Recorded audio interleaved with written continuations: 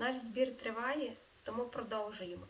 Пройшовши крізь портальний прохід, Казимар опинився на землях кельтів, котрі були сповнені лісами, затишними галявинами та прекрасними річками з водоспадами. Він з полегшенням видихнув та з приємністю усміхнувся, відчуваючи на своїй щоці теплий та ласкавий промінчик передвечірнього сонця. Опанувавши себе та обдумавши все те, що хоче сказати Ларену, він попрямував до нього. В центрі містечка був будинок Корнути. З виду він був доволі простим і не нагадував дім хранителя та великого князя.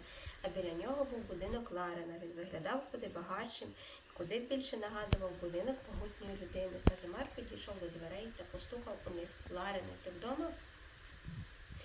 «Хто прийшов?» – пролунав голос за дверей. Генерал армії Ердегону та права рука короля Магнуса. Двері прочинилися, і на порозі з'явився світловолосий молодик з хитруватими зеленими очима середньої статури, люб'язно всміхаючись. «Приходь, Казимаре, до чого такий офіціоз? Брат на полюванні у Форнутів?» «Ні, тут про це не можна. Потрібно подалі від вух, котрі криються в кожному куті цього міста». «Добре, пішли». Вони рушили головною вулицею, потім звернули в провулок, котрий вів до стайні. Посідлавши коней, вони галопом рушили з міста в бік лісу. Доїхавши до старого дуба, вони злізли з коней та прив'язали їх. Ларен підійшов до каменю і біля нього розріб траву. Намацавши кільце, він відкрив потаємну ляду. Спустившись сходами вниз, вони занурились у темряву, котру злегка розрівав бляклий промінчик сонця, який долинав ззовні. Ларен намацав у кишені кресало та запалив смолоскипа. Знявши його зі стіни, він піднявся до ляди та зачинив її, щоб їх не потривожили сторонні. Це був прохід до підземелля, яке об'єднувало всі ходи Ердегону в один великий лабіринт. «І про що ти хотів поговорити?» «Я тобі довіряю, тому хочу заручитися твоєю підтримкою. Для одного діла, проте мені треба знати, що ти не видаш мене нікому. Можеш мені вірити, жодна душа не дізнається від мене про твої плани. Від цього залежить моя голова. Та оближ, ти єдиний, хто по-справжньому про мене піклувався в тому сраному гадюшнику. Отож кажи, що за діло?» «Отож, з чого почати? Бо це дуже делікатна тема. Кажи прямо і по суті. Ти знаєш, як я ненавиджу це замкове килимне пльотство?»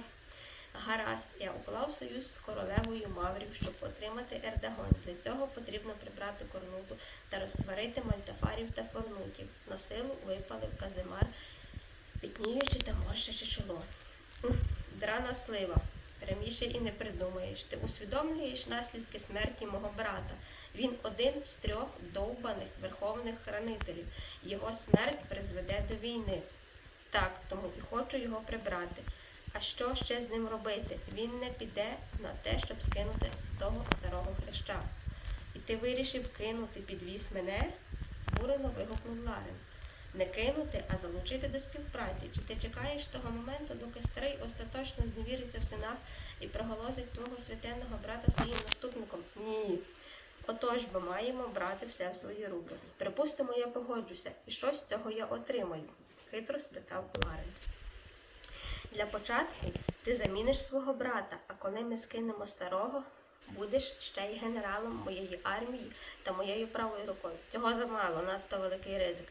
Якщо постараєшся, то станеш моїм наступником. Це вже краще. І що потрібно від мене? Організуй вбивство брата, ти найближчий до нього. Тебе він точно не стане остерігатися». «Добре, а мальтафарів та форнутів як ми маємо посварити між собою?» «Андер наполіг, щоб смерть твого брата була немов нещасний випадок, та й Мара його в цьому підтримала. Але ми зіграємо на неприязні Фернато де Легарі до Корнути. Підставимо його, ніби це він найняв найманців мальтафарців, і ті вбили твого брата, і таким чином спростимо собі роботу. Хранитель наймає убивць, щоб ті вбили іншого хранителя. Це точно зіграє нам на користь». «Та ну, ремісники вбили одного з найпевніших воїнів, це ніхто не повірить. Ось глянь, це один з зачарованих кинджалів, яким володіють лише форнутанці. А такою зброєю можна не лише кабана завалити, а й твого брата, тож повірить. Припустимо, а що якщо прогоримо? Та мусимо грати переконливо, щоб не прогоріти. Дрібка емоцій та шмарклів, і старий ревітиме у твій сюртюк. Та й не до роздумів йому буде, коли вб'ють його любого вихованця. І коли я маю його вбити? Та хоч сьогодні, чим швидше, тим краще. Гаразд, спробую це вирішити найближчим часом.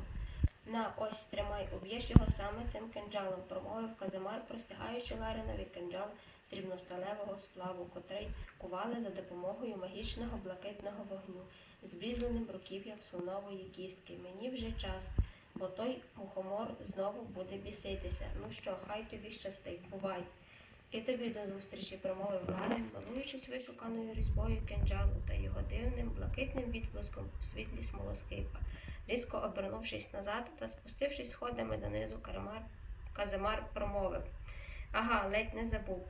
Передай братові, що старий чекає його на вечерю в п'ятницю. От буде кумедно, якщо він не доживе до тієї вечері», – відповів Ларин, розпливаючись в усмішці. «Казимаре, де ти так довго був?» – зі злістю запитав король. «Фагнусе, брате, не злися, я говорив з Ларином про нові військові реформи». «Чому не з Корнутою? Він князь Кельну, а не Ларин. Взагалі, Казимаре, мені здається, що ти за моєю спиною готуєш заколот». «З чого ти взяв, що я готую заколот? Для чого це мені? Я генерал армії Ердегону, а ти мій єдиний брат. Я б не посмів», – обурено відповів Казимар. «Чому ти говорив з Ларином, а не Корнутою? Відповідай, не зли мене. Я не подивлюся на те, що ти мій брат, а прийму міри», – кричав розлючений король. «О, бо через твої допити я не встиг до того, як він відбув на вічі князів до Форнутів, а потім він залишився там на полювання. Саме тому я зустрічався з Ларином і передав йому те, що хотів сказати його братові. Так довго я в це не вірю. І які питання ви там без мене вирішували? Як краще втілити в життя нову військову реформу, так, щоб це не призвело до невдоволення серед кельтів. Про реформи вони говорили. Все, годі, мене вже дістали твої побрехеньки, я вже замучився від цього ідіотизму, але рано не радій. Я завтра повернуся до цієї теми, і тоді ти так просто не відкараскаєшся від своїх проколів. Я і так багато на що закривав очі, а зараз згинь з-перед моїх очей». Розлючений Казимар прожогом вилетів з тронної зали, наткнувшись на юнака, що стояв під дверима. «Знову підслуховуєш, мале щуреня?» – гаркнув Ларин, відштовхуючи юнака. «Пробачте, дядьку», – промовив юнак та швидко прошмикнув у тронну залу. Русявий хлопчина застав свого батька розлюченим. Він був наляканим тим, що його знову застукали за тим, як він підслуховує розмови старших. «Улесе, скільки раз я тобі казав, що підслуховувати старших погано?» – запитав роздратований король.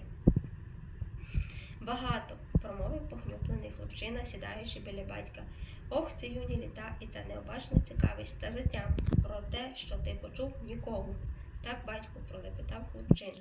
«Синку, коли ти виростеш, то теж займеш посаду при дворі, як і твої брати, тому мусиш навчитися бути обачним і не попадатися на гарячому. Давно вже не секрет, що це місце наглухо прогнило, і тут усюди вуха. Ти ще не встигнеш пернути, а про це вже знатимуть твої слуги та інші мешканці цих стін». «Невже все настільки погано?» – запитав збентежений хлопець. «Твій дядько щось задумав, тому мусимо бути обачними. Він точно знову плете якісь інтриги. Але чому ти його не покарав ще тоді, коли він провинився вперше? Синку, політика – складна річ. Твого дядька підтримують Герфеї та Темерлісі, і якщо я його покараю, то почнеться заколот. Але чому вони його так підтримують? Бо він покривав їхні нелегальні шахти та прибутки від продажу мальтафарам цінних руд. А коли я довідався про те, то він замилив їм очі, ставши на їх бік, коли вони влаштували бунт проти нових податків та обмежень на видобуток цінних металів та будівництво нових шахт, та протягнув на Раду Сенату указ про узаконення цих шахт, а також утворення нових та зменшення податків для них. Він знав, що якщо я ветую цей указ, то почнеться справжній заколот, до котрого підтягнуться і інші народи, тому вирішив діяти його методами. Але з роками він почав переходити межу. І тому ви сьогодні сварилися? Так, синку, тому ми і сварилися. Іди вже до себе, бо я вже стомився від цього усього». «Гаразд, батьку». Улес встав за столу, вклонився своєму батькові і попрямував до своїх покоїв. Він був стривожений почутим, бо усвідомлював, що якщо його батька скинуть з престолу, то їх з братами чекає страта, і навіть мораторій на страти немагів не захистить їх.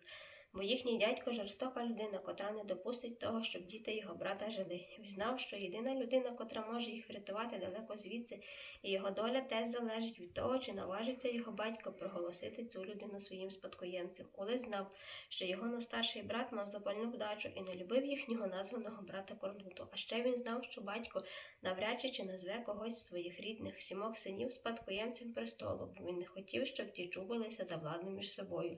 Тому і одружив він Вівен, котра була його пересвідком з Корнутою. Улис ще був геть малим, коли справляли весілля цих двох, але він пам'ятав, як Демар своїми сірими очима люто зиркав на молодих, бо знав, що це означає, та й усі знали, але не хотіли цього визнавати, бо ніхто ж не знав, що король настрогає аж 7 дітей, а на весіллі їхня мати сидітиме при надії.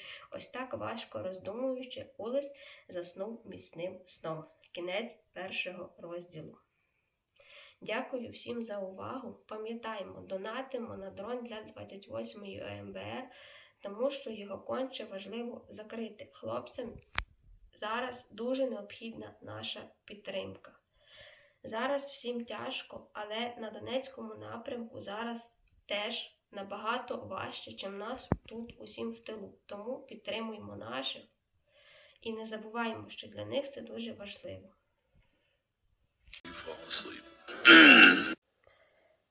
Мої найщиріші вибачення за шум на фоні. Це просто працює мій динозавр. Він трішки старенький, йому вже 10 років, і тому охолодження трошки підшумлює. А в якості вибачення в кінці буде відео з котиками.